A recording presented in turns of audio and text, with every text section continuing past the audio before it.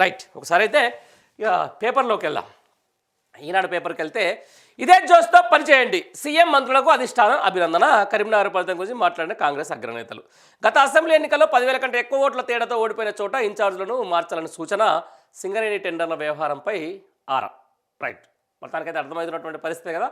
ఏదో పైకి నవ్వుతున్నటువంటిగా ఉన్నారు కానీ ఆడ ఏం పెద్ద ఒరిగిందేం లేదు, సచ్చిందేం లేదు, వచ్చిందేం లేదు అనేది అయితే నాకైతే క్లియర్గా అర్థమవుతున్నటువంటి. తెలంగాణలో కాంగ్రెస్ ప్రభుత్వం ఏర్పడ్డాక జరిగిన 2 అసెంబ్లీ ఉప ఎన్నికలు, పంచాయతీ మున్సిపల్ పోరులో పార్టీ మంచి ఫలితాలు సాధించడం పట్ల ఏఐసీసీ అధ్యక్షుడు మల్లికార్జున ఖర్గే, లోక్సభలో ప్రతిపక్ష నేత రాహుల్ గాంధీ, పార్టీ సంస్థాగత వ్యవహారాల ప్రధాన కార్యదర్శి కేసీ వేణుగోపాల్ సంతృప్తి వ్యక్తం చేశారు. సీఎం, మంత్రులు, పీసీసీ సహా కష్టపడి భవిష్యత్ కార్యాచరణపై సమీక్షించి రాష్ట్ర నాయకత్వానికి దిశానిర్దేశానికి సీఎం రేవంత్ రెడ్డి, మంత్రులు, పీసీసీ అధ్యక్షుడు ఢిల్లీకి పిలిపించిన పార్టీ అగ్రనేతలు దాదాపు 2 గంటలు చర్చించారని చెప్పేసి ఏంది ఇక్కడ బాగా చూడాలి. 2 అసెంబ్లీ ఉప ఎన్నికలు, పంచాయతీ మున్సిపల్ పోరులో పార్టీ గురించి ఫలితాలు సాధించే చెప్తున్నావు కానీ తెలంగాణలో జరుగుతున్నటువంటి అరాచకాల గురించి ఏమైనా చర్చించారు అక్కడ? మీరు ఇచ్చిన హామీలు ఏ విధంగా అసలు కనీసంలో కనీసం కూడా 6 గ్యారెంటీల్లో ఏమన్నా అమలవుతుందని చెప్పేసి వాళ్ళని అడిగిరా? మరి మనం ఏమేమి హామీలు ఇచ్చినాం? రాహుల్ గాంధీ వచ్చేసి ఏ విధంగా ఇట్లా చేయలేబట్టి ఏదో గ్యారంటీ కార్డు ఒకటి చెప్పిండు, ప్రియాంక గాంధీ ఇచ్చిన తీసుకొచ్చి ఒకటి చెప్పారు, అవన్నీ అమలు అవుతున్నాయి అని చెప్పేసి అడిగిర్రా? మరి అసలు తెలంగాణ ప్రజానికం ఏమనుకుంటుందో అనేది ఒకసారి మీరు విన్నరా? ఎట్లయితే ఉంది, పోలీసులతోటో, అంగబలంతోటో, అర్ధబలంతోటో డబ్బులు ఇచ్చో ఈరోజు ఎలక్షన్లు గెలుచుకుంటూ పోతూ ఉండొచ్చు. కానీ అది కాదు కదా ప్రామాణికము. పార్టీ బతకాలంటే అది కాదు కదా ప్రామాణికం. నిజంగా తెలంగాణ ప్రజలకు ఏం జరిగింది, అరే అంత అద్భుతంగా సాగిన పరిపాలన, ఒక 10 ఏళ్ల పాటు సాగిన పరిపాలన కంటే మనం అట్నే కొనసాగిస్తున్నామా, అంతకు మించి చేస్తున్నామని అడగాల. కానీ ఇగో ఏది 2 అసెంబ్లీ ఉప ఎన్నికలు, పంచాయతీ మున్సిపల్ పోరులో పార్టీ మంచి ఫలితాలు సాధించడం పట్ల అభినందనలు వ్యక్తం చేసినట్టు. అది కాదు తెలంగాణలో మంచి పాలన జరుగుతుందని కాదు, తెలంగాణలో అద్భుతంగా కులగణన చేసినని కాదు, తెలంగాణలో అద్భుతంగా 6 గ్యారెంటీలు అమలు చేసినని కాదు, తెలంగాణలో వీళ్ళు చెప్పినటువంటి రైతు భరోసానో రైతు బందో వేసినామని కాదు, తెలంగాణలో యూరియా కష్టాలు తీర్చడమని కాదు, తెలంగాణలో ఈరోజు అద్భుతమైన పరిపాలన, ఈరోజు సుభిక్షంగా రాష్ట్రం కొనసాగుతున్నది కాదు. ఉప ఎన్నికల్లో ఏ విధంగా ప్రజాస్వామ్యాన్ని లేకపోతే ఏ విధంగా ఏమంటారు దాన్ని, రాజకీయ బలాన్ని ఏ విధంగా అపహాస్యం చేసినామనేది తప్ప ఇంకా వేరేది ఏం లేదు. ఇక ఇదే దీన్ని బట్టి అర్థం చేసుకోవచ్చు మనకి. దీని ఒకసారి 6వ పేజీలో ఉందట, ఒకసారి చదువుదాం. ఇదే జోష్లో పనిచేయి. ఇప్పటి వరకు అన్ని సానుకూలంగా సాగాయని, ఇక ముందు కూడా కష్టపడి పనిచేసి మంచి ఫలితాలు సాధించాలని సూచించారు. తొలుత మంత్రుల సమావేశమైన చర్చించిన అధిష్టానం పెద్దలు, ఆ తర్వాత ముఖ్యమంత్రి, పీసీసీ అధ్యక్షుడు, ఉప ముఖ్యమంత్రి బట్టి విక్రమార్క, సీనియర్ మంత్రి ఉత్తమ్ కుమార్ రెడ్డితో విడివిడిగా సమావేశాలు చేశారు. ఈ సందర్భంగా ఇటీవల జరిగిన సింగరేణి టెండర్ల వ్యవహారంపై ఆరాధించినట్లు సమాచారం.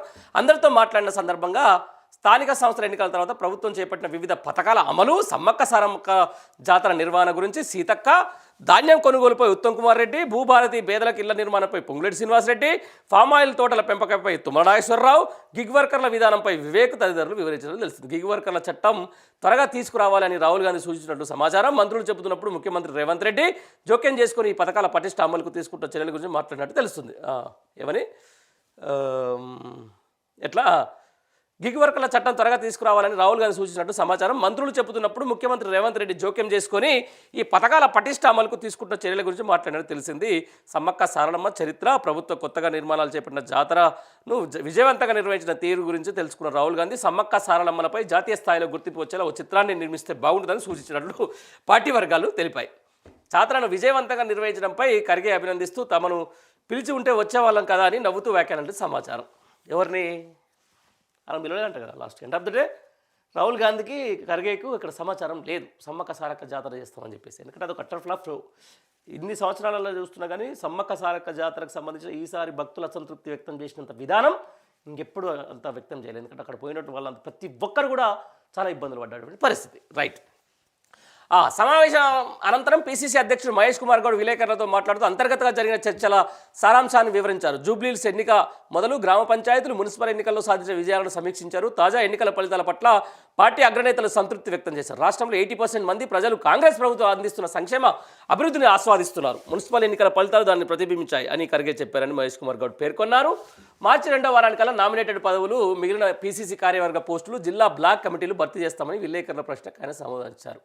రాజగోపాల్ రెడ్డితో అధిష్టానం మాట్లాడుతుంది. ఏం మాట్లాడుతుంది? ఎమ్మెల్యే కోమటిరెడ్డి రాజగోపాల్ రెడ్డి ఇటీవల పార్టీ సీఎంపై చేసిన వ్యాఖ్యలు గురించి విలేకరులు అడిగిన ప్రశ్నకు స్పందిస్తూ ఆయనపై కూడా చర్చ జరిగింది, త్వరలో అధిష్టానం పిలిచి మాట్లాడుతుందని పేర్కొన్నారు. రాజ్యసభ ఎన్నిక అంశం పైన మాట్లాడాలని 2-3 రోజుల్లో ముఖ్యమంత్రిని నన్ను పిలిచి మరోమారు మాట్లాడతామని అధిష్టానం పెద్దలు చెప్పినట్లు పీసీసీ అధ్యక్షులు తెలిపారు. మంత్రివర్గంలో మిగిలిన ఖాళీల భర్తీ అంశం చర్చకు రాలేదన్నారు. కాంగ్రెస్ పార్టీ ఇచ్చిన హామీలు అమలు చేయడం లేదన్న కేటీఆర్ ఆరోపణలు ఆయన తోసిపుచ్చారు. కేసీఆర్లా తాము ప్రజలను వదిలేసి పోమన్నారా?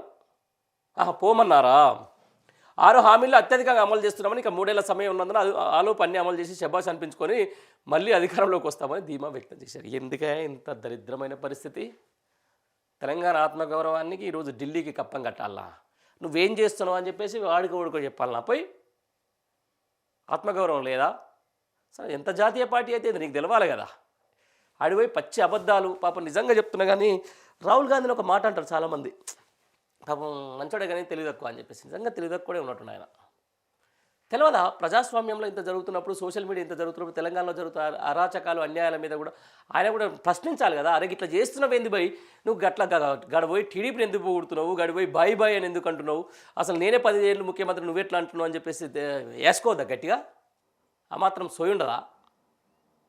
అలా తెలంగాణ రాష్ట్రం ఇబ్బంది పడుతూ ఉంది. నువ్వు చేసే చేతల వల్ల, నువ్వు మాట్లాడే విధానం వల్ల, నువ్వు మాట్లాడే భాష వల్ల చాలా ఇబ్బందులు గురవుతున్నాయని చెప్పేసి దాని మీద క్లాస్ పీకొద్దా? పోనీ ఇక నైని కుంభకోణం, బొగ్గుగల కుంభకోణంలో మంత్రులు కొట్లాడుతున్నారు ఏంది పోయి? మీరు అసలు కథ ఏంది? మీరు కొట్లాడుతూ ప్రజలకు ఏం సమాధానం ఇస్తామని చెప్పేసి అనరా? ఇక ఏదో మంత్రికి సంబంధించిన ఇట్లా లైంగిక ఆరోపణలు, లేకపోతే ఆయనకి ఏదో అది వస్తున్నాయి, దాని మీద సపోర్ట్ చేయరా? సాక్షాత్తు ఒక మంత్రి బిడ్డే ఇక్కడ రాండడం లేదురా నాయన, కణత మీద తుపాకులు పెడుతున్నారని చెప్పేసి మాట్లాడుతున్నారు, దాని మీద ఏం సపోర్ట్ చేయరా? మీకు కావాల్సింది ఎలక్షన్లేనా? ఇదే ఎలక్షన్ చేస్తే నువ్వు ప్రధానమంత్రి అవుతావా రాహుల్ గాంధీజీ? ఇట్నే ముందుకు పోతే ఈ రకంగా మీ కింద స్థాయి నేతలు నువ్వు, లేకపోతే నీకు కప్పం చెల్లించే సామంత నాయకులకి ఇట్లా చేస్తుంటే నువ్వు ప్రధానమంత్రి అవుతావా? వీళ్ళని చూసిన తర్వాత నిన్న వాడన్న ప్రధానమంత్రి చేస్తాడా అనేది కూడా ఒకసారి ఆత్మవిమర్శ చేసుకోవాలి కదా. 2 ఏళ్ల తర్వాత మనం ఏం చేసినాం ప్రజలకు అనుకోవాలి. కానీ ఎన్ని ఉప ఎన్నికలు గెలిచినాం?